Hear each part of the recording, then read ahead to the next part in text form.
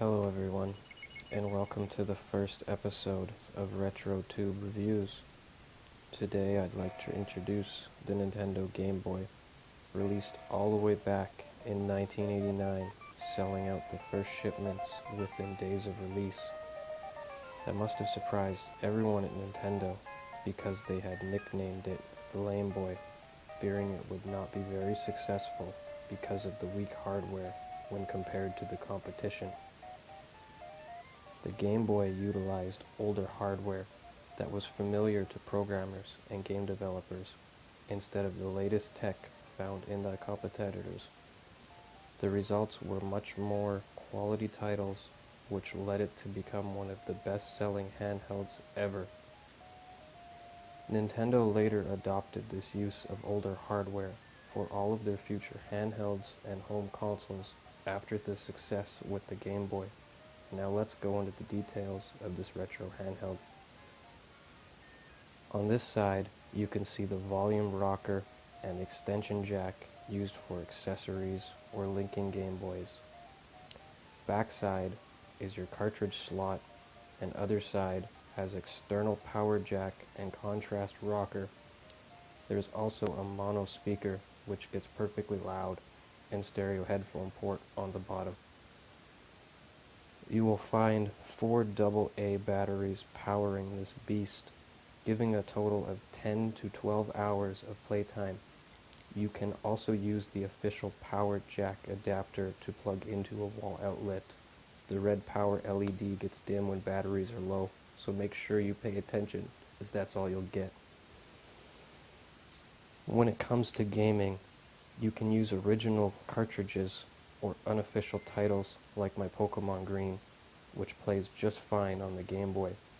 Thankfully, they included this idiot stick that comes out when powering on the Game Boy to make sure we don't insert the wrong type of cartridge. Game Boy Color cartridges fit, but the idiot stick prevents them from starting. Maybe they didn't want cartridges flying out into someone's eye. Nintendo told me to stop calling, so I don't know. But once you get fired up and going, it's time to find the angle and lighting to see the beautiful 2.6-inch 4-shade LCD.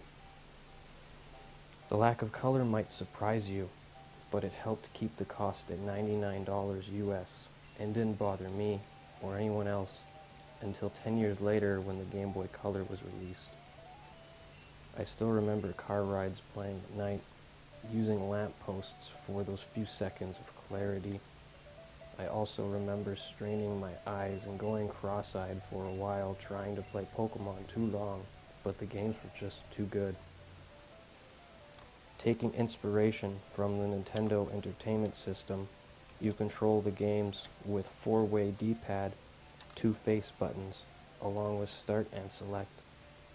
The form factor is something we were all familiar with today because of our use of smartphones, but was different at the time, as everyone else made handhelds that resembled home console controllers. This form factor has always been my favorite and most comfortable to hold, even after all the newer models that changed the shape. It might be rather large and bulky, but it survived abuse well. They must have been built with the highest of standards, because it's not hard to find working units. That's a tough thing to pull off when something is mostly handled by children. That isn't to say you will find mint condition working models like this one. They do have a few common faults, and were again mostly handled by children. But here's a few examples of what you may find. LCD issues are common, mostly blank areas of the screen. You can see as I adjust the contrast. Typically that's caused by loose cables and can be fixed fairly easily, so don't turn one down because of blank spots. They also have a tendency to turn yellow, which you may all recognize because things with Super Nintendos. That's the good thing for it being about defects. So if you plan on getting a Game Boy and using one today, that shouldn't be a problem. It can be rather difficult to play because we spoil ourselves with technology we have today, but it's nice to let the Game Boy take you back to a simpler time. After all these years, I would still recommend picking one or two up. Thanks for watching.